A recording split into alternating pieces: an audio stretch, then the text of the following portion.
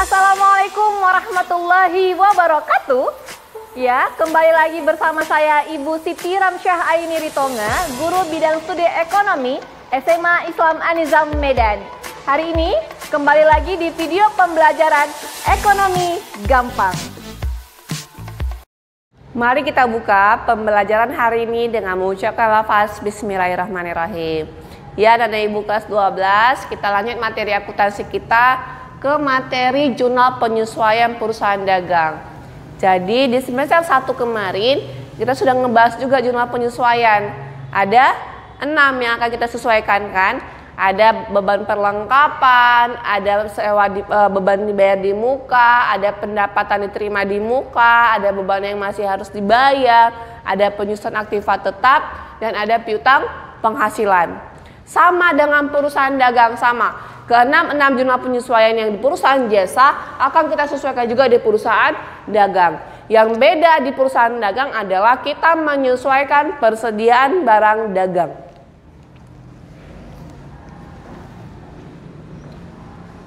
Menyesuaikan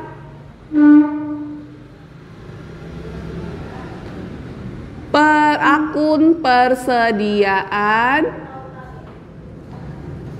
barang dagang.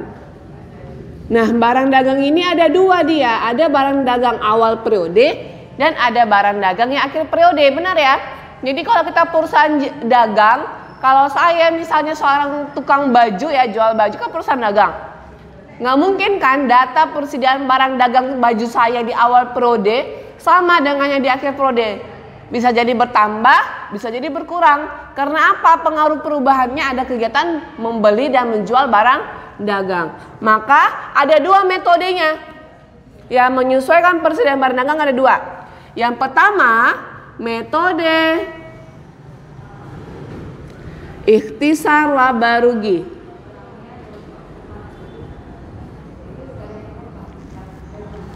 Di metode ikhtisar laba rugi, persediaan barang dagangnya bentuknya adalah untuk persediaan barang dagang awal kita buat di kredit, ikhtisar barang dagang ikhtisar laba ruginya di debit. Maka ikhtisar laba rugi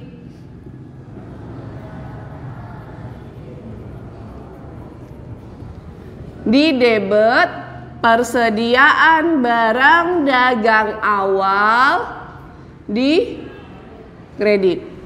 Ingat, yang awalnya kita buat di kredit. Dan ada 2. Persediaan barang dagang akhir kita buat di debit dan ikhtisar laba rugi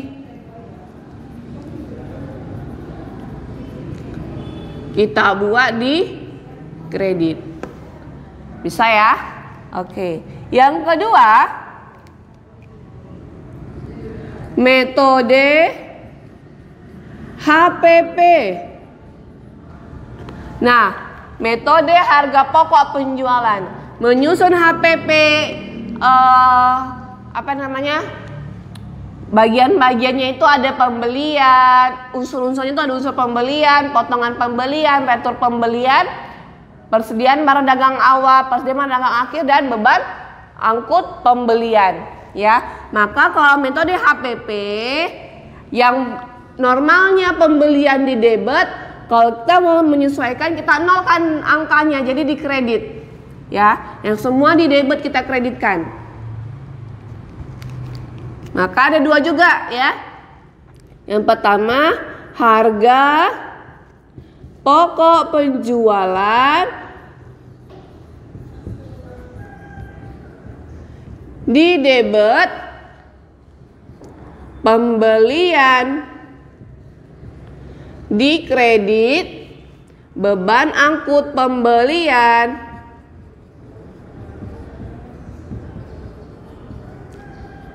Yang awalnya beban angkut di debit kan, kita buat di kredit, mau kita nolkan, mau kita gunakan semua, kita gabungkan menjadi HPP. Dan yang terakhir, persediaan barang dagang awal di kredit. Bisa? Selanjutnya, yang di sebelah kredit, akun-akunnya tadi ada misalnya potongan pembelian kan di kredit, retur pembelian di kredit, kita debitkan ya. Mau kita nolkan nilainya. Potongan pembelian di debit, retur pembelian di debit, persediaan barang dagang akhir di debit, dan harga pokok penjualan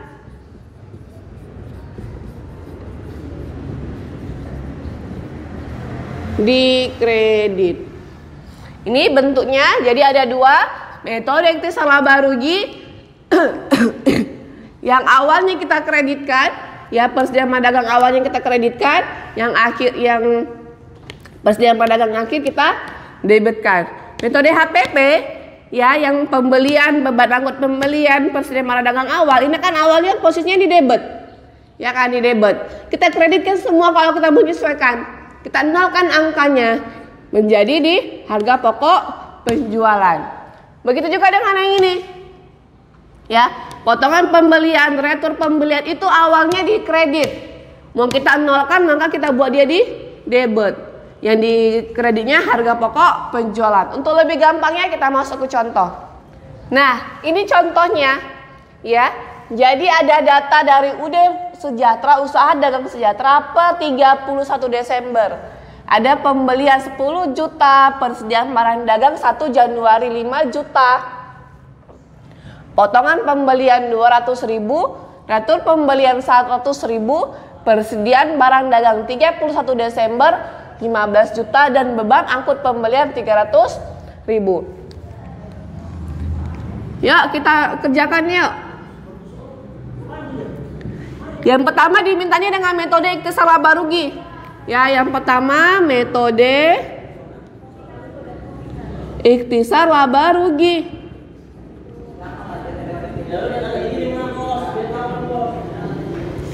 Oke, di metode ikhtisar laba rugi kita hanya perlu dua data, yaitu mana yang persediaan barang dagang awal, mana yang persediaan barang dagang akhir. Ya kan? Kalau persediaan barang dagang awal biasanya dia di awal-awal periode, maka persediaan barang dagang awalnya berapa? Iya, 5 juta. Maka kalau yang awal, persediaan barang dagang awal kita buat di kredit. Yang di debitnya apa? Ikhtisar laba rugi. Maka jumlah penyesuaiannya ikhtisar laba rugi di debit, persediaan barang dagang awal di kredit. Berapa persediaan barang dagang awalnya? 5 juta. Maka ikhtisar laba rugi di debitnya juga 5 juta. Bisa? Yang kedua, metode ikhtisar laba rugi kita perlu persediaan barang dagang akhir. Biasanya kalau persediaan barang dagang akhir, ciri-cirinya adalah di akhir periode ada berapa? Iya, 15 juta. Maka kalau persediaan barang dagang yang akhir kita buat di debit. Persediaan barang dagang akhir di debit 15 juta. Ikhtisar laba rugi di kredit 15 juta. Bisa untuk metode ikhtisar laba rugi. Selanjutnya untuk metode yang HPP. Oke, selanjutnya yang metode HPP ya. Metode HPP. Ingat, yang awalnya data-data pembelian, beban angkut pembelian, persediaan barang dagang awal yang di debit. Kalau kita disesuaikan, maka kita buat di kredit. HPP-nya yang di debit. Maka jumlah penyesuaiannya harga pokok penjualan di debit, oke, Ada akun pembelian di kredit. Awalnya di debit ya. Normalnya akun pembelian di debit, kita bawa di kredit karena mau kita nolkan datanya. Pembeliannya berapa? 10 juta. Selanjutnya beban angkut pembelian.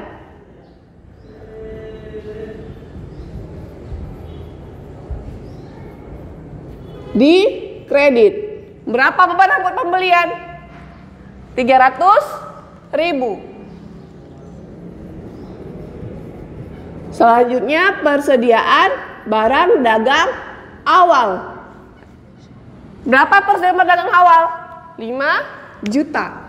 Di kredit 5 juta. Maka harga pokok penjualan di debit ada berapa? Harus balance kan debit sama kredit. Berarti kalau di kredit ada 10 juta tambah 300.000 tambah 5 juta, di debitnya harus ada bernilai 15 juta 3. Iya, akumulasikan. Bisa? Oke. Selanjutnya yang kedua, yang posisi normalnya akun-akunnya di debit, yang di kredit kita debitkan. Ada apa aja? Ada potongan, pembelian. Ini normalnya di kredit kita debitkan supaya nilainya 0. Berapa potongan pembelian? 200.000.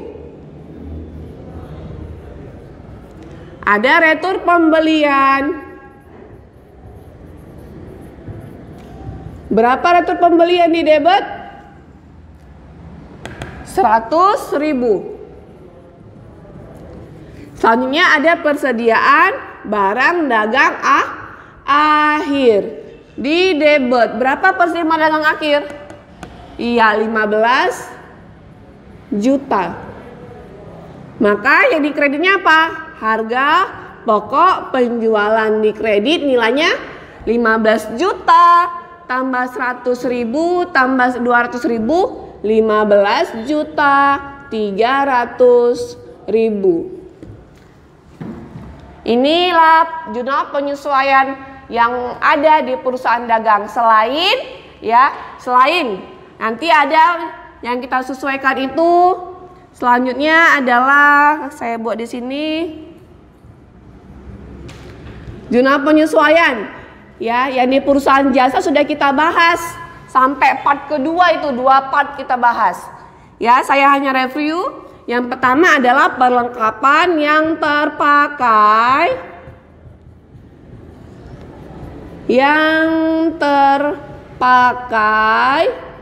Bentuknya gimana, Bu?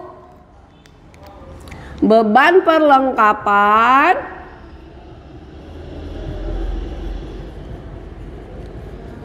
beban semuanya di debit, dan perlengkapan.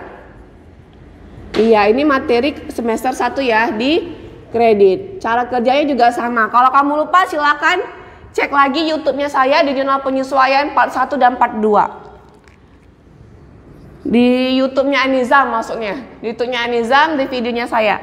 Yang kedua adalah beban dibayar di muka. Dibayar di muka. Ya, ada 2 kemarin pencatatannya ya kan. Kalau dia dicatat sebagai harta, maka yang kita cari berapa beban yang sudah berjalan. Bisa? Maka jurnal penyesuaiannya beban di debit pada beban dibayar di muka di kredit. Kalau dicatatnya sebagai beban, maka yang kita cari adalah berapa sisa harta yang belum berjalan. Jurnal penyesuaiannya beban dibayar di mukanya di debit pada beban apapun itu ya di kredit. Bisa? Nah, yang ketiga yang kita sesuaikan apa? Ada pendapatan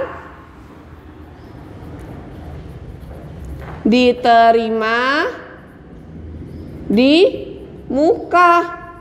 Ada dua juga jenis pencatatannya. Kalau kita catatnya menjadi pendapatan, maka yang kita cari adalah berapa kewajiban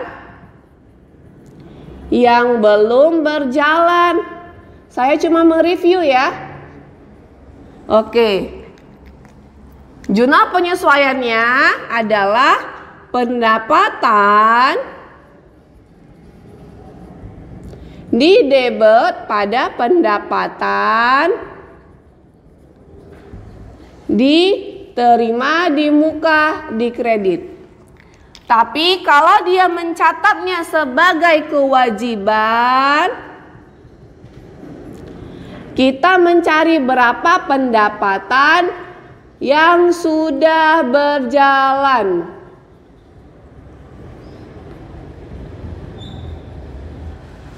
Jurnal penyesuaiannya pendapatan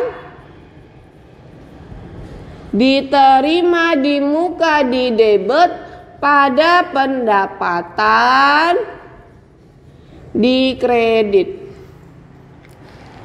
Yang keempat yang kita sesuaikan adalah pendapatan yang masih harus diterima. Yang masih harus diterima. Ya, jurnal penyesuaiannya pendapatan yang masih harus diterima itu adalah piutang. Maka jurnal penyesuaiannya bentuknya piutang di debit pada pendapatan di kredit. Bisa? Bisa dong. Yang kelima adalah beban yang masih harus dibayar. Beban yang masih harus dibayar.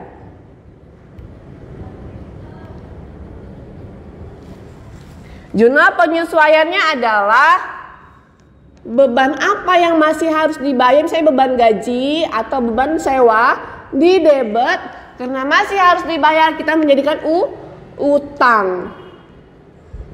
Utang gaji, utang sewa di kredit.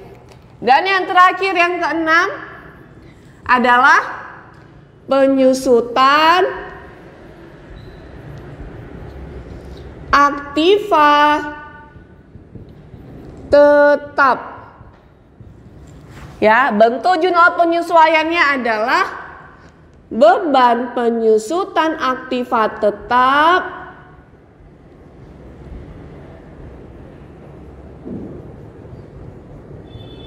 di debit, semua beban di debit pada akumulasi penyusutan aktiva tetap di kredit. Dan yang terakhir nih ya, yang nomor 7 adalah kerugian piutang. Jadi misalnya kita ngasih piutang sama orang kan, tapi nggak dibayar, maka kita buat di penyesuaiannya adanya kerugian. Kerugian piutang. Jurnal penyesuaiannya bentuknya adalah beban kerugian piutang di kreditnya ada cadangan, ini di debit, di kreditnya ada cadangan kerugian piutang di kredit. Oke, itu materi jurnal penyesuaian. Ya, untuk yang 1 sampai 7 ini sudah di materi kelas semester 1 ya, di jurnal penyesuaian. Cara nyarinya datanya nggak susah. Kalau kamu lupa silakan cek di YouTube Adizam di video saya materinya jurnal penyesuaian. Bisa anak-anak ibu, kalau ada yang mau tanyakan silakan tanyakan di grup. Terima kasih, jangan lupa di like, comment, and share. Demikian pembelajaran hari ini. Sampai ketemu di video pembelajaran ekonomi gampang selanjutnya. Jangan lupa like, comment, and share. Terima kasih. SMA Islam An-Nizam, unggul, cerdas, Islami. Assalamualaikum warahmatullahi wabarakatuh.